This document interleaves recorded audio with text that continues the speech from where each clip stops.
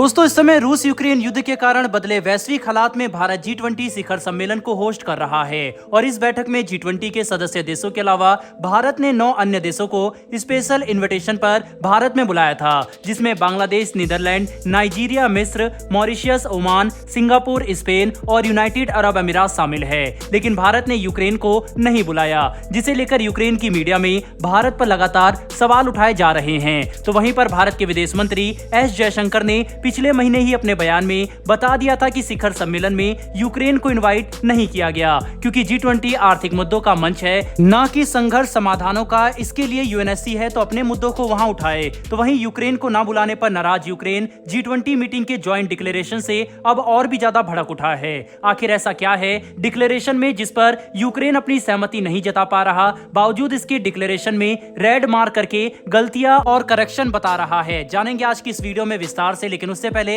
अगर आप हमारे चैनल पर पहली बार आए हैं तो नीचे दिए गए सब्सक्राइब बटन को प्रेस कर बेल आइकन जरूर दबा लें, जिससे कि हमारी लेटेस्ट वीडियोस की जानकारी आप तक समय समय पर पहुंचती रहे।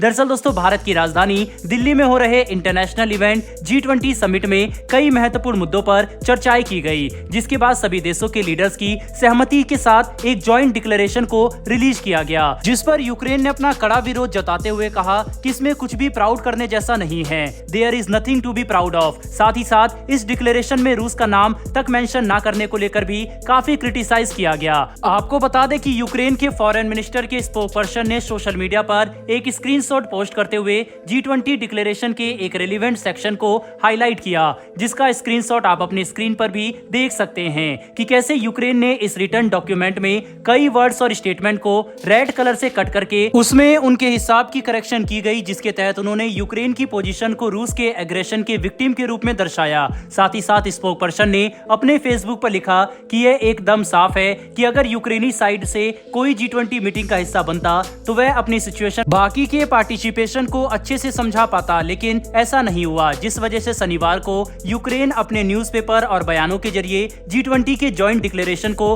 गलत बता रहा है और इसमें इंप्रूवमेंट करने के लिए बोल रहा है। अपने लगातार विरोध के अलावा यूक्रेन ने अपने एलाइज को उनके हिस्से की मदद और यूक्रेन को सपोर्ट करने के लिए धन्यवाद भी किया। बहरहाल दोस्तों, बढ़ते हमारी दूसरी खबर की तरफ, जो कि डिफेंस सेक्टर से निकलकर सामने आ रही है। दरअसल दोस्तों, बिना किसी युद्ध के भारत ने अपने दुश्मन देशों यानी कि पाकिस्तान और चीन को एक बार फिर से मात दे दी है।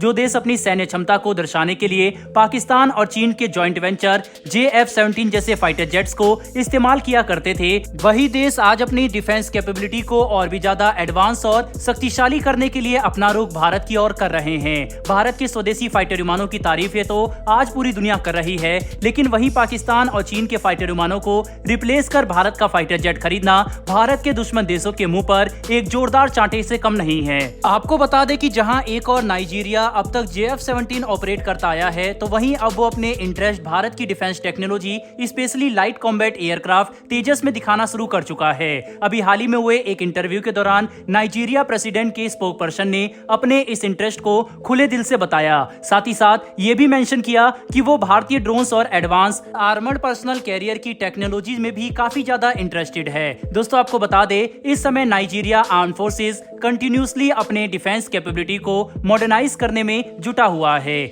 जिसके तहत उनका पूरा का पूरा फोकस उनकी एयर और ग्राउंड अटैक कैपेबिलिटी पर है। जहां एक और अभी नाइजीरियन एयरफोर्स JF-17, F-7NI और A-29 सुपर टुकनोस जैसे फाइटर जेट्स इस्तेमाल कर रही है, तो वहीं अपनी क्षमताओं को बढ़ाते हुए भारत के शक्तिशाली स्वदेशी फाइटर जेट तेजस पर भी अपनी निगाहें लगाए हुए हैं, जिससे हम ये बात अपने पूरे आत्मविश्वास के साथ कह सकते हैं कि दुनिया भर के कई देश धीरे धीरे अब तेजस को खरीदने में अपना इंटरेस्ट बढ़ाते जाएंगे और हमें अगले कुछ समय में इसे लेकर कोई बड़ी डील भी देखने को मिल सकती है, क्योंकि हमारा तेजस अब अपनी श्रेणी में दुनिया का सबसे एडवांस और शक्तिशाली जेट बन चुका है, जिसके सामने कोई भी दूसरा सेम कैटेगरी का फाइटर जेट खड़ा नहीं हो सकता। इसीलिए अब दुनिया भर के कई देश भारत से तेजस को खरीदने के लिए आगे बढ़ रहे हैं, जिस मुहिम में अभी नाइजीरिया भी जुड़ चुका है, जो कि अपनी सिक्योरिटी नीड्स को एड्रेस करते हुए भारत जैसे बड़े और शक्तिशाली देशों के साथ अपनी पोटेंशियल पार्टनरशिप पर ध्यान दे रहा है, जो हमारी डिफेंस इंडस्ट्री के लिए